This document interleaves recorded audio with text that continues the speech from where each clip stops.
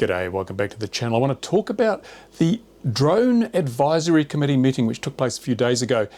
And this is a group of 35 people that the FAA uses to advise them on drone issues. And of course we have a lot of change happening in the USA coming up. We've got the remote ID bill, or the remote ID proposed regulations coming in. There's been a huge number of submissions on that. But this Drone Advisory Committee met, and it really doesn't give us much hope. I'm going to go through some of the things that were covered in the Drone Advisory Committee meeting. Now, this is a group of 35 people who advise the government, and the thing that amazes me is that the vast majority of drone flights in the USA are conducted by recreational users, people like DJI drone owners, people who fly model aircraft, people who fly mini quads. They are the vast majority of people flying drones in the USA today by a very large margin. I know here in New Zealand, the figure is estimated to be somewhere between 80 and 90% of all drone flights are conducted by recreational users. So you would think that in a democratic society, the 35 members of the Drone Advisory Committee would be fairly heavily loaded in favour of recreational users, because they are the majority. And in a democracy, majority rules. Isn't that how it works? I'm not too sure. Apparently only in some democracies. Anyway, so we have this Drone Advisory Committee, but as you will see in some of the excerpts I'm going to show you from the video, which I'll link to in the description of this one, there was very little representation for the hobbyist in this meeting. The panel is loaded so heavily with commercial entities, with government representatives, with everybody but people representing the hobby. And that is indeed a great shame, because we have an organisation that seems to want to regulate hobbyists but knows very little about them, and isn't prepared to even draw the most fundamental distinctions between someone flying a traditional RC model in a grassy field miles from anywhere and somebody flying a huge commercial 50-pound drone designed for delivering products or whatever. And even the whole idea of what drones are doing is completely wrong. I mean, Elaine Chow, who is a government official who does a introductory video to this meeting of the DAC, have a look at what she's got to say. Okay, let's listen to Ms. Chow's address to the DAC meeting. It's great to join you for this year's second meeting of the FAA Drone Advisory Committee. I want to thank Steve Dixon, Dan Elwell, our committee members, and everyone at the FAA who are working so hard to help integrate drones into our national airspace. Drones are making a tremendous impact on aviation. Surveying, search and rescue, agricultural applications, and delivery of packages and passengers are... Hang on a minute. Well, did she just say delivery of passengers? Seriously? Do you know of any drone operation in America or anywhere in the world at the moment that is regularly delivering passengers? No.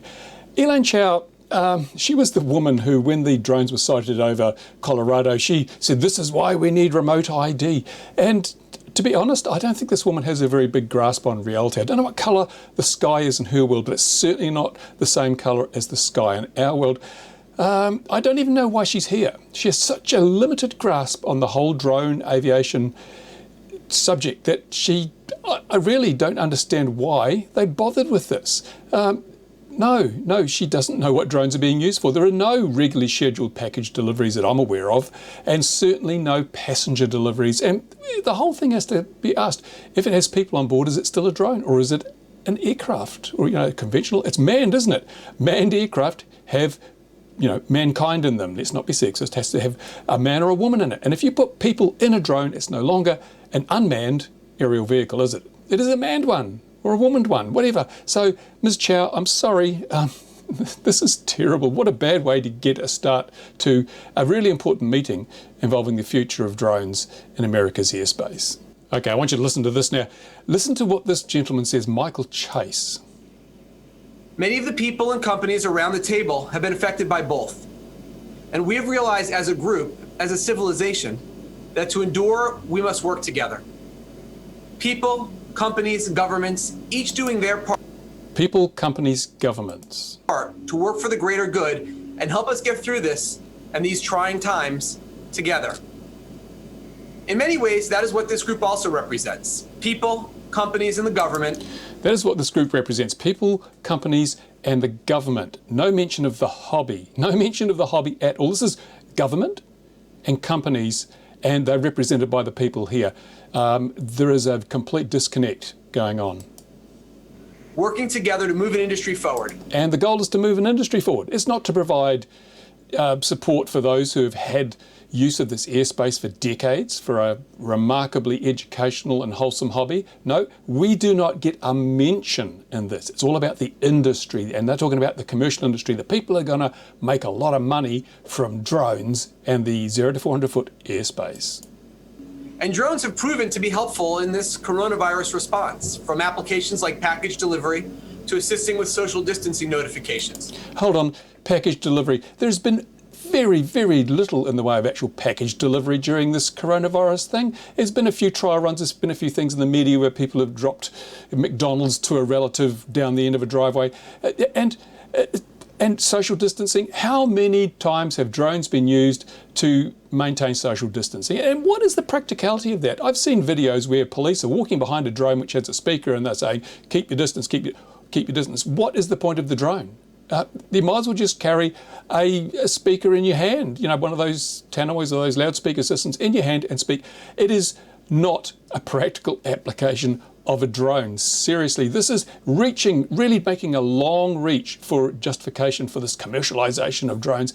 No, there was very, very little use of drones, certainly in the USA, during the coronavirus lockdown. It's really, these people are grasping at straws to justify the commercialization of our airspace. These positive use cases highlight just how important the work in the committee is. But while we continue to do our work here, let us not forget that there is other work to be done. We must all continue to focus on the tasks at hand, but at the same time lending our resources and commitment to help those people affected by the coronavirus and to stand alongside those fighting for equal human rights with the Black Lives Matter movement. Oh my God. Now, I'm sorry, this is just it's a step too far. What the hell has BLM got to do with drones? Political correctness is running amok. I knew that they wouldn't be able to do it because these are bureaucrats, these are politicians, these are people who want to jump on every popular bandwagon to boost their own position and perceptions by the public. They've got to jump on this bandwagon. Oh yeah, because if you're not behind BLM, you are against it. Oh, really, seriously, this is not the job of DAC. DAC should not be even involved in BLM. Seriously, come on. Oh, this is what we get. We're getting something that's been hijacked by people for their own benefits, their own advantages. Now, this guy, chairman of advisory board, Precision Hawk, he's there because Precision Hawk stands to make a snot load of money out of kicking hobbyists out of the 0 to 400 foot airspace and turning it into a commercial free-for-all. This is why Michael Chasen is here. This is why he's talking now. This is unbelievable. So as chairman of the Drone Advisory Committee, I wanted to say thank you to those around the table who have been working to truly make a difference and help us get through all of this together. What about all the hobbyists who have used drone flying as some kind of mental health thing? I mean, we see it all the time in the hobby. You know, people claim the mental health benefits of being a drone flyer. It gives you the ability to escape from reality now and then. That, I would say, has done a hell of a lot more to preserving the state of the nation than any of this commercial rubbish that they're talking about here, which had been done on such a small scale as to be virtually nothing. And what I got to ask, why is the chairman why is the guy from Precision Hawk chairing the DAC meeting? Why isn't it a member of the hobby? Remember, 80 to 90% of all drone flights are performed by recreational users. So surely, with such a huge dominance in the area of who's flying drones, it should be a hobbyist that's the head of this committee, because we represent the majority. But no, it's not about democracy, it's not about fairness, it's not about freedoms, it's about money. Okay, now here's David Silver, and let's have a listen to what he's got to say. So what we'll do is, as part of the presentation, I'll take the easy part, which is share with you where we felt there was unanimous support, and then I'll ask Max Fenkel, who's director from Full support. Now this is the UTM system. He's saying unanimous support. So where was, I don't know anyone in the hobby representing the hobby that is unanimously in support of having a UTM for that would affect model aircraft. So where was Rich Hansen? Where were the people? Where was the representation of the hobby in this really, really critical area, such as the UTM? You know, the description of the federated UTM system and all the other stuff. Nowhere. The biggest single user of drones in America, there was no representation. That is not acceptable. The other thing is we do understand that a lot of the technology is not yet fully developed. Not yet fully developed. Like the remote ID, for example. There is no remote ID. There isn't even a standard been announced for remote ID, and yet we're busy wanting to push it through and make it, an essential part of the whole sub 400 foot airspace management system. So we're being sold something that doesn't exist. It's not good enough. Okay, here we are. We are 29 minutes and 8 seconds into the stream. Remembering the first part of the stream didn't actually involve any of the people. It was just Elaine Chow having a bit of a natter. Let's see what happens now. 29 minutes into this meeting of the committee. That completes the first half of our meeting. We will take a short 15-minute break. DAC members, please remain logged onto the meeting with your 15-minute break. Microphones on mute. We will resume in 15 minutes. A 15-minute break. These guys have got such a good job. They get to work 30 minutes and then have half that time in a break. Seriously, it's not hard work sitting behind a microphone and a screen. I mean, I know I do it all the time. It's not that draining on your physical resources. You do not need a 15-minute break after 30 minutes of work. Seriously, come on, guys. This is what people are paying for. If you can't do an entire 1 hour meeting without taking a 15-minute break, your suitability for the position has to be in question, doesn't it? I don't know, maybe my standards are too high. Are my standards too high? I sometimes work a day without a break, 8 hours, 9 hours without a break, but that's just me. And when I was in the employment of others, I would always work, it would be at least 2 hours I'd go before I had to have a break, and then it was a 10-minute break. Oh man, this is just I cannot believe this sort of thing is going on.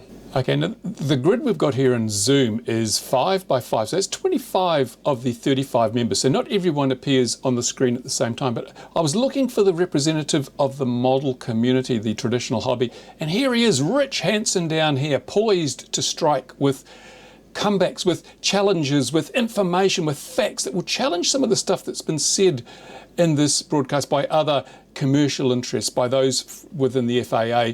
And Rich here, you can see he's poised, he's just roaring to go. He just, there's no holding him back. Oh, just look at this. You watch. On that as well. Look at him. You can see he's a coiled spring as Rich Hansen. A coiled spring.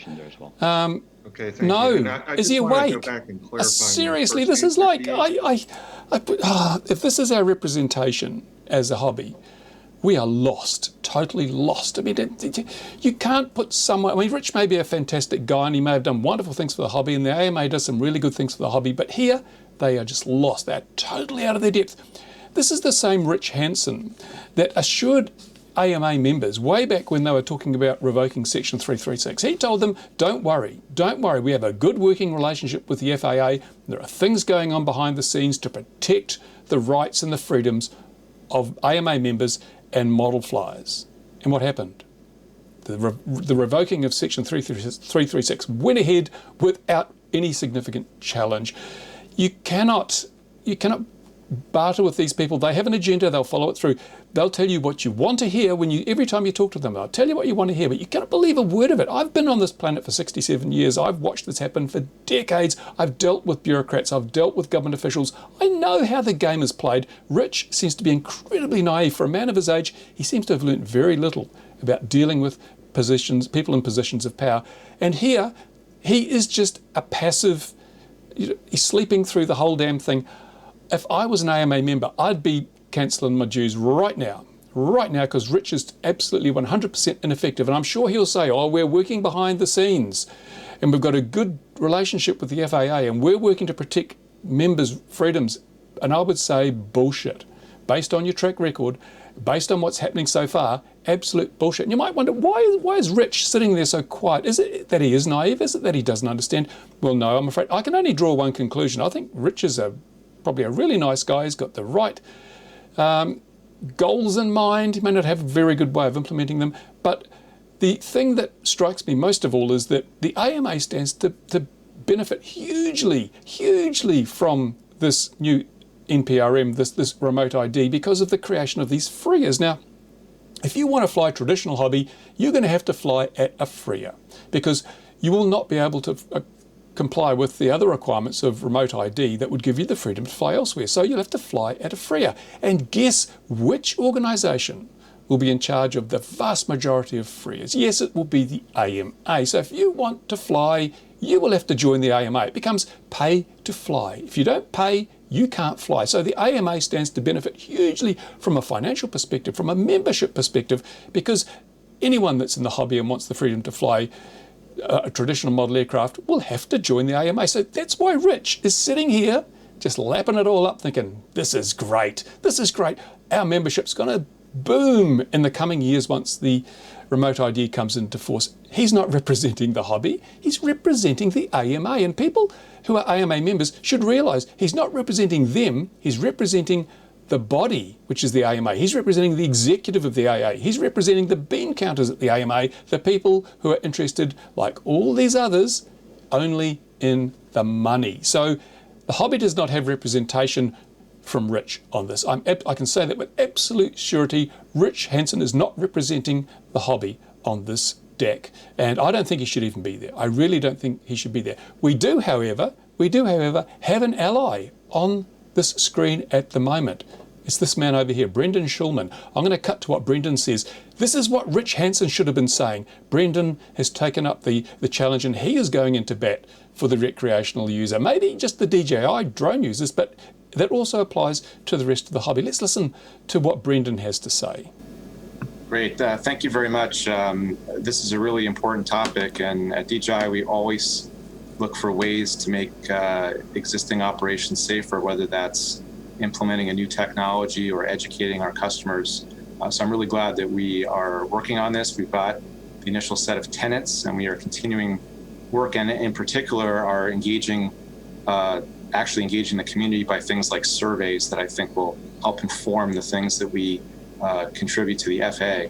I do think it's important to put this topic in context, and that's the unquestionably stellar safety record that small UAS have to date.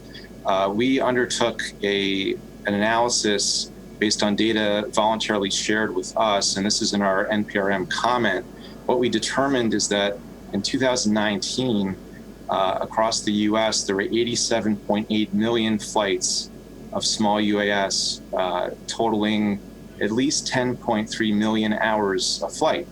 So if you put that in the context of aviation as a whole and compare it to things like general aviation, for example, which does have an accident rate, a fatal accident rate, if you were to take that amount of operational flight time, we would expect something like 103 fatal accidents per year for small UAS, and instead we have zero.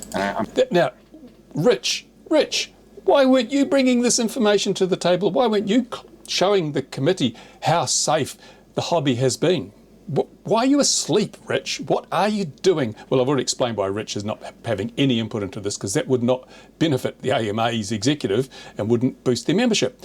So Brendan has gone into bat, and he has come up with, I admire Brendan because, like myself, he doesn't just make claims, he brings facts and figures and evidence to the argument. And he's brought some very compelling evidence. 10 million flight hours in 2019, not one death. In fact, as we know, not one death ever from the recreational use of multi-rotor drones. That's the kind of evidence, the kind of facts that should be swaying this group. But unfortunately, their ears are all closed. All the ears are closed here. No one is really listening to this because it doesn't fit the narrative. They don't want the fact that drone use and model flying is the safest arm of aviation. They don't want that raised. In fact, what was being discussed here is the culture of safety. They're talking about the safety culture, and they want the drone community to embrace the safety culture of the manned aviation community, which, as Brendan points out, would be a terrible thing, because the safety culture of drone users has produced zero deaths, and the safety culture of the manned aviation community produces around 400 deaths a year. So do we really want the people who are flying completely safely adopting the culture of a group that flies with so many deaths every year? And maybe I'm not comparing apples with apples, because let's face it, I think what this really shows is that intrinsically flying drones is just so much safer than flying a manned aircraft. If you hoist someone off the ground in an aeroplane, the risk goes up enormously. If the person operating the flying machine is standing on the ground, the risk drops dramatically. That's why drones are so safe. That's why drones are so very, very safe compared to manned aircraft. So the manned aviation community actually has a lot to learn from drone flyers, but no one's going to listen to the vast majority of drone flyers, which is the recreational community. We've been doing BVLOS for over a decade safely, not one single reported incident of a BVLOS RC model causing an issue with a manned aircraft. So, but no, these people are all reinventing the wheel, claiming that, oh, we're going to do this, you can't fly BVLOS without remote ID. Well, actually you can, as long as the manned aircraft stay above 500 feet and the drones or models stay below 400, it's 100% safe. But they won't acknowledge that, because this is not about acknowledging the facts, it's about pursuing commercial agendas. As we've seen, even old Rich over here, he's looking at this from a commercial agenda perspective for the best commercial or the best fiscal outcome for the AMA executive. That's what he wants. He's not interested in the hobby. He's interested in what puts the most money in the AMA bank account. That's why Brendan here is doing all the work and Rich is busy snoozing. This is outrageous. And now Brendan is going to say what Rich should have said. And so that's really the key as we move forward is this is the safest form of aviation that the world has ever seen. Here we go. That's it. Rich, wake up, man. Someone give him a cup of coffee. Brendan has just wrapped it up in a nutshell. This, as I said, this is the safest form of aviation that has ever been. Yet it's becoming rapidly the most over-regulated form of aviation there has ever been. And the FAA has much more important things to do than to focus on a branch of aviation that has produced 0 deaths in the entire history of mankind. That's the recreational use of multi-rotor drones. Really, you guys, you need to be following up on things like Boeing's inefficient or completely incompetent self-certification. You need to be following up on the things that are causing 400 people to die every year in aviation incidents in the USA. You don't need to be chasing a bunch of people flying drones who cause no deaths and no injuries, no significant injuries, at least that I'm aware of. Now, I want you to look at the next video, because this really just betrays the relationship between the various parties on the screen here, the various members of DAC, and the overall committee itself. This is, we've heard from Brendan Schulman. He was introduced, Brendan Schulman, blah, blah, blah. Now they're going to introduce someone from UAVSI, which is like the commercial drone body, one of the commercial groups that represents commercial drone users. Listen to this. Yes, Joe, we've got a comment or a question from Mr. Brian Wynn. Okay, Brian Wynn, outstanding, AUVSI. Outstanding. Brendan Schulman's a nobody. He represents 80 to 90% of all the drone activity in the airspace in America. He's a nobody, but this other guy who represents the tiny number of commercial operators, outstanding. This speaks to the bias and bigotry. It's subtle, it's probably a Freudian slip, but really it does show us the attitude of this committee towards the commercial players versus the majority users, the inconvenient hobby, the people who are just in the way at the moment. And I don't know, and why would they want to get us out of the way? Well, someone actually mentioned to me the other day, one very good reason is that commercial operations will require insurance. You're going to have to be insured. If you're going to be flying drones over people's houses and roads and heads, you're going to have insurance. And if you can clear that airspace of recreational users, you can guarantee the insurance rates will be lower. Yes, that's right, the insurance rates will be lower. So this is just commercially expedient for the commercial operators to get lower insurance rates so that their profit margins go up, because it's nothing to do with safety. And here we are now, 1 hour and 37 minutes into this meeting, and there's Rich, still on the snooze. Look at him. Powerhouse, dynamo, quietly counting the pennies that are going to flow into the AMA bank account when the remote ID thing goes through. I'm sorry, this just really confirmed my worst suspicions in respect to DAC. It is not representative of the drone user community by number. It is severely skewed towards commercial operations. The hobby doesn't get a look in. The only official representative of the hobby, the traditional hobby, is asleep at the wheel counting his money, or counting the AMA's money as it flows in. The only man going to bat for us is Brendan Schulman. And sure, he's a commercial agenda as well, because he doesn't want DJI being cast out from the airspace. So he's standing up for the people that buy DJI drones. But as a result of that, he's also standing up for the traditional hobby and the people who fly mini quads and all the others. Because when you think about it, DJI actually has less to lose than the traditional hobby. Now, if they bring remote ID in, DJI will just put in the required remote ID. They've already got it, the remote ID technology in their drones. You go down, you buy a Mavic, you buy a Phantom, it'll have the remote ID. You can then go out, connect up your phone and fly pretty much as you did before. In fact, you may even have more freedoms than you did before. The people who really suffer are the hobbyists. We can no longer go and buy a mini quad or build a mini quad. Certainly can't build anything yourself and fly it in the local park or fly it in the local school grounds, because you're going to have to go to a freer. So you're going to have to go and pay money to the AMA and go and fly at their fields. And as we know, some AMA clubs are so opposed to things like mini quads and FPV, it could spell the end of the hobby for a lot of people who don't have access to a friendly freer. It is, and Brendan's the only guy on our team. Out of 35 members, we have one person representing the hobbyists, who in themselves represent 80 to 90% of all the drone activity in the skies of America. Does that sound fair? Does that sound reasonable? I don't think it does. I really don't think it does. There you go, I'm preaching to the choir. You guys all know this, you all know this, but I am working on some videos which hopefully will educate the public, and I'm going to do my drone quiz video, which I'm not going to aim at anyone watching this video right now. It's going to be aimed at people who think they know everything about drones, and drones are evil, and drones are spying on them, and drones are going to kidnap their babies. I'm going to be focusing a video at them to educate them to the things they don't know, and the things that may change their minds about drones and whether drones are a good or a bad thing. So there you go, that's another video from me, and so the link to this whole thing is in the description of my video. Please go and have a look, because it's worth watching all the way through. Just, you know, I've cherry-picked some of the points, but you may want to watch the whole thing just to make sure that I'm not exaggerating or overstating the case. I don't think I am, but I'd love to hear from you in the comments if you believe I have. So there you go. Watch, share. If you're not a subscriber, subscribe. You don't want to miss some of the videos coming up on the subject. And yeah, go to the comments, have your say. There you go. Thanks for watching. Thanks to my Patreon supporters. Make this all possible. Spot you later. Bye for now.